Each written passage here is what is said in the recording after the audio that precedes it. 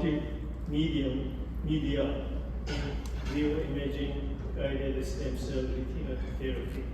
Please welcome Dr. Yannis. Thank you very much.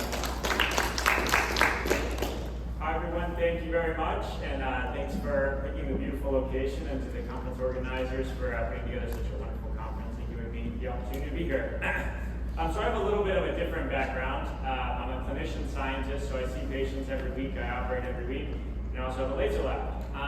And I have the pleasure of collaborating with someone in the back row, Shooting Wong, and working with that sort of clinician and clinician scientist and a fantastic scientist and biomedical engineer is really a pleasure. So for those interested in clinical applications, there's a ton of problems, as I call them, clinical problems. And optics and photonics really can play a crucial role in answering a lot of the biomedical questions that we have to try to save people's lives, and in my case, save people's sights. So I really want to thank Shooting for all that 10 years of collaboration now that we've had. So for disclosures, I served as an inventor on 11 University of Michigan patent or provincial patent applications. 2 are directly related, bolded here, to what we'll be discussing today. I've started up some companies, served as a consultant, and of note, we will discuss preclinical systems not approved for human use by the U.S. Food and Drug Administration. So a lot of diseases, and one of them is macular degeneration, which affects over 300 million people in the world, result in basically this scarring. And that scarring results in the eye and blindness. So there's a lot of need for regenerative medicine approaches to sort of bring back vision to those patients that have lost vision. And stem cells really have had so much promise. Unfortunately, in the eye, most stem cell trials have resulted in people losing vision, not gaining vision. Because stem cells right now, when they're injected inside the eye, can cause a lot of inflammation, they can cause a lot of scarring, and in the eye, that results in blindness. So unfortunately, there's a big need to optimize stem cell treatments. And optics is really a great way to answer that, because the problem right now is a lot of these diseases, what's happening is you have a whole milieu which is not conducive to cells growing in general, so it kills the local cells from the patient. Well, you inject in some nice fresh stem cells, some young blood, you stick them up against the firing squad, and what happens? They all die. So we inject in millions of stem cells, and they all die, and they have a lot of inflammation, and then the patient sees worse. So there's a big need to basically understand where these cells are going, how do we optimize the local microenvironment to make it conducive to these young blood that we're introducing, so that we can actually make this from what I call now a voodoo science into a real science. So there's a big need to kind of take stem cell therapy from kind of just throwing in the stem cells, hoping good things happen, into really a science where you can quantify things, track cells, and actually do something with it. And so that's what we're trying to do. I'll introduce, we have a number of people actually talking about photoacoustics, so I won't go into it too much. The analogy people always use is lightning and thunder. So it has a photo side and an acoustic side. Based on the photoacoustic effect, that conversion of light to sound. So you have a pulsed laser, you have optical absorption, heating, that's your optical path, and then the thermal expansion, pressure waves, and acoustic detection. So you get some unique properties of this, the fact that it has this photo path and acoustic path, but you get deeper penetration and you get higher resolution than you might with strictly optical or acoustic means alone. It's not new, but the recent kind of advances in nanosecond pulse duration lasers really led the field to take off in the past 20 years, and it's really come a long ways. So in terms of the eyes, you get deep penetration, high resolution, non-invasive, high contrast. You can get 3D vessel structure, look at hemoglobin, oxygen concentration, saturation, blood flow, and then you can get molecular information and cellular information too with contrast agents.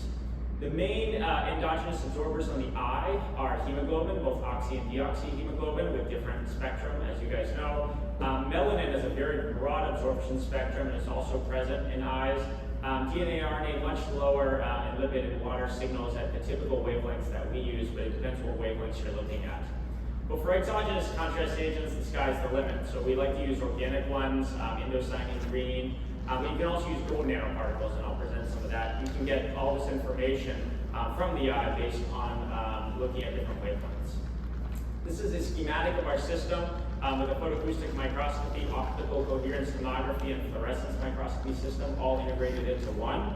And this is how it actually looks. So we use a Thorlabs Ganymede 2 high-resolution OCT system here. We've integrated our XPLA and T242 laser into that. And then we have our avalanche photodiode, and it's all centered here. This is a plastic eyeball. And then we then can go on to animals and hopefully down the line humans.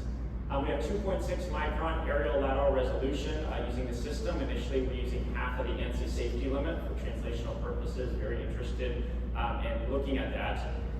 And then we translated it into rabbits. Rabbits have a big advantage for eyes because their eyes are similar size to human eyes. So if you show something similar in rabbits, you can probably achieve the same in a human eye. This is the way their eye actually looks if you use bright field light. And then this is how it looks with 2D and 3D photoacoustic microscopy. Now, one of the big advantages of photoacoustic microscopy on the eye, as I mentioned, is you get better depth of penetration than strictly optical techniques. So there's two blood flow layers in the eye. There's the superficial layer, which I showed in the last slide, and then there's this deeper layer called the choroid, which up until now has really been this big mystery in the eye field, because we couldn't see it.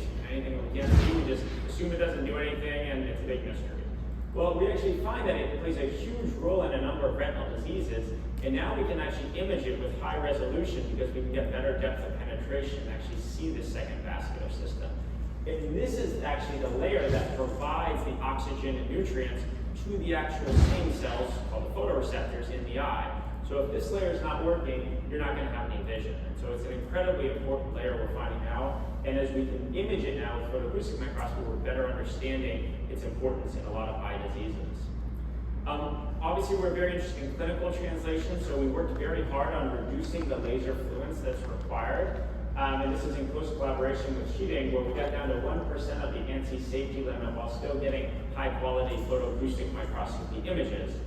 And then because we're interested in multimodal imaging, as I'll show in a minute, we did simultaneous imaging so that you can directly overlay one technology onto another to get reduced artifacts. We did a comprehensive safety evaluation on the eye with a number of different eye techniques to look for safety. On the left here, optical clearance, on the right here, electrophysiology, and all of it showed no damage to the retina after doing photoacoustic microscopy.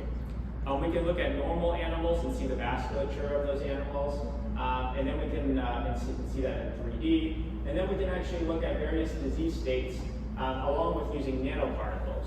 So chain-like gold nanoparticles we kind of worked on because conventional gold nanoparticles have an absorption spectrum corresponding right to where hemoglobin is. So it's very hard to see what's your signal from your gold nanoparticle and what's your hemoglobin. So by doing this, we shift our absorption peak from 532 to 650.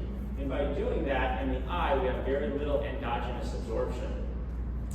And so from there, we can actually, the sky's the limit. You can get this gold nanoparticle as an OCT agent, as a PAM agent, and also add a fluorescent agent, and then use it for theranostic and other purposes too. We did PAM imaging here, looking at choroidal neovascularization. That's the formation of new blood vessels, which can cause vision loss and macular degeneration. And we can actually see this huge spike in the photoacoustic signal from almost nothing beforehand. So more than 10 times the signal after administration of these gold nanoparticles. And by doing that, you can see the exact localization of where those new blood vessels are located. You can also see a significant enhancement in OCT signal here also after administration of those nanoparticles. You can use gold nanostars, same sort of effect where you increase your photoacoustic amplitude 17-fold here after administration along with your OCT amplitude. Now in this case, what we're going to do, this is a schematic of this study, is we're going to create these chain-like gold nanoparticles with a femtosecond laser. We're then going to actually put those nanoparticles inside stem cells, inject those stem cells into subretinal space, and then actually track them longitudinally over the course of 6 months, half a year. So this is our actual optical imaging system here. It's your OCT, our photoacoustic imaging system. Going here, this is inside rabbits. We use ARPE19 cells. It's a certain cell type that's very important in macular degeneration, and it's a certain type that we can actually inject into patients already, and is very known to play a role in that. And then from there, we can actually track those with this trimodal imaging system longitudinally over the course of 3 and then later 6 months. We also conjugate our gold nanoparticles with indocyanine green, ICG, to also do fluorescence imaging. So on the left here, it's a very busy slide, you see the optical coherence tomography. On the right here, you see your optical coherence tomography, along with your, in green here, your photoacoustic microscopy at 650 nanometer signal. What we actually do is we do these focal laser burns, which basically results in the RPE damage at certain spots. And then we're looking for the stem cells to try to repair these areas of damage here in us for being able to visualize those. So you're tracking this over the course here of 21 days. You can see here initially you just have your stem cells throughout this kind of black circle here, which corresponds to subretinal fluid, where you injected in your stem cells.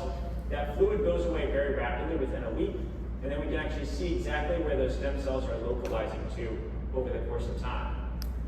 This is tracking it out to 90 days, but you can still actually see that you can see exactly where your cells are located over time. This is an en face view, where here you see your color fundus photos, you see your little circular laser burns here, you get a little hemorrhage when you first do the injection. This is your area in the white circle of your fluid initially. That goes away, so initially you just see your photoacoustic signal where all the fluid is, and then you see within a week, your signal localizes to these white circles, which corresponds to where the laser burns are. So your stem cells are actually selectively migrating to the areas of damage to help repair them, and you can actually visualize that in 3D. You can actually track that longitudinally over the course of 3 months now, and actually see again that you can still localize those stem cells to those areas of damage over the course of time.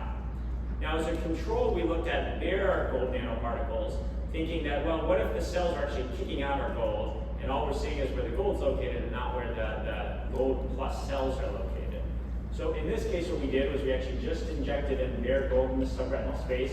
We did another one that I'll show in a minute where we did heat-killed cells, and you see that very rapidly, within about a week or two, all of our signal is very rapidly reduced, meaning that the body is removing those gold nanoparticles that are not within stem cells or some sort of cell. We also did fluorescence imaging, since we have indocyanine green on those nanoparticles. And again, you can see that you only get fluorescent signal for about 1 week, although the location of it corresponds very nicely to where we see our PAM signal, saying that it's these same gold nanoparticles that are giving us both. We then modified our gold nanoparticles to make them even smaller. We went from 20 nanometers to 5 nanometers.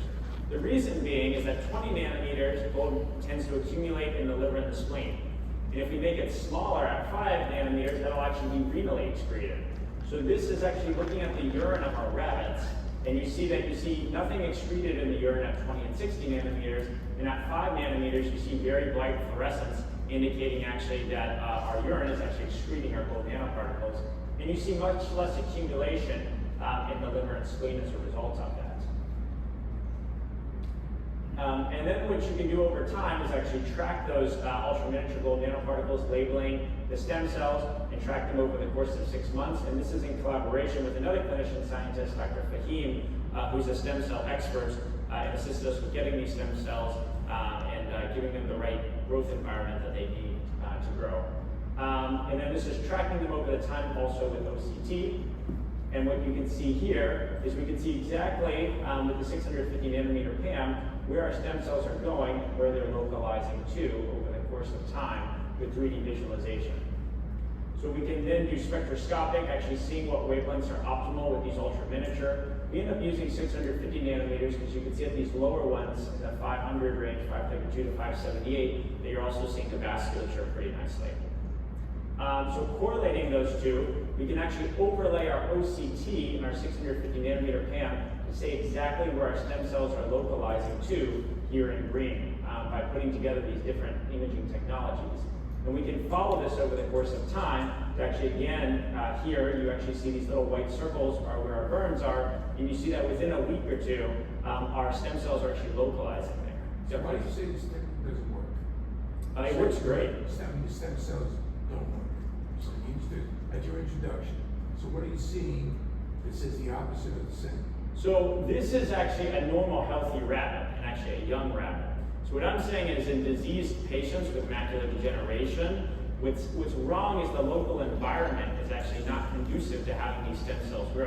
These stem cells are growing great here because these are young, healthy, spry rabbits. So we're actually putting them, in essence, in a bubble bath with shampoo on the Fort Lauderdale beach and saying, "Have fun, kids." And the kids have fun. And then, yeah. And then you throw them, and then the alternative is you take the old people and you throw them in the middle of Siberia with no coat or anything, and you say, "Let's see how you do," and they don't do well. So the difference here is this is young, spry rabbits. We're giving them a beautiful growth environment, and they grow great. But what we can use this for translationally down the line is how do we optimize what we're injecting to make the local environment better for these animals and these patients. This is clear. What's the driving force to get into micro? So that's a good question. We don't know yet. So probably it's local environment of being death. The RPE cells actually like to form a monolayer, so they don't like to have a whole bunch of them. So when you inject in a whole bunch of them, what tends to happen is they try to the fluid goes away, the body actually resorbs that fluid. There's a pumping function right here, and that's what keeps the retina flat. And so as that fluid's going away, those cells are in essence probably trying to fill in because they like to make a monolayer into the areas that are missing it. But we don't know for sure. But we could study that with this imaging technology by actually looking at different factors and things like that. I mean, could it be the substrate stiffness or something? It could be. It could be collagen. It could be things on the surface. So photoreceptors want to be attached to RPE cells, and the photoreceptors are the seeing cells right above it. So if they have in essence these little foot plates that are sticking out that tend to interdigitate with the RPE. So if it goes up to one and it sees those little foot plates, it tends to attach to that. And so there's a binding process that happens between those cell types. So it's very complex, and this imaging technology can be used to elucidate that, but still something that we're learning about. What about a diabetic guy? That's another one that would have a lot of use for this. So we haven't looked at that. There's a lot of changes that happen with diabetes, with glycosylation and other things. Yeah, there's stem cells on diabetic patients. Absolutely. Yeah, that's another big complication. The retina really gets affected by diabetic. Absolutely. Yep. And over a third of patients with diabetes will get diabetic retinopathy. And that's a leading cause of blindness and vision loss among working age patients. So, yeah. Very common. Reach out to me. Is there another question? Do you think membrane proteins play an important role there? I didn't hear you. Proteins of membrane. Yes, absolutely. So there's a lot of transmembrane proteins on these cells that help signal them to go to the right location. So the retina is very stereotyped on different layers. So, and the OCT kind of shows that. So it's very stereotyped in terms of which layers are where and what cell types are where, and that's why you can tend to see the RPE in a single monolayer.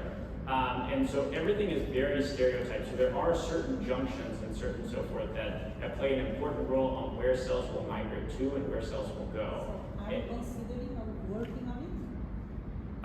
Well, so right now we're trying to optimize our platform technology, and there's a lot of kind of avenues that we can pursue from here. But that absolutely is one that we would be interested in better understanding that. Thank you for the questions.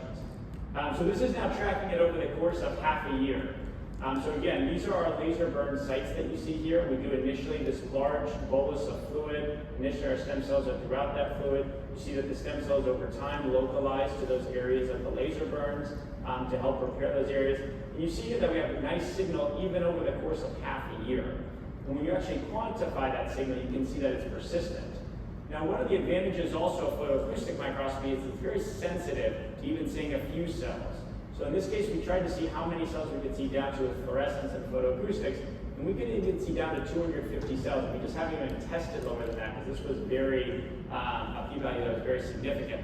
So we're hoping that we might even be able to get down to single cell level detection, which would be very exciting.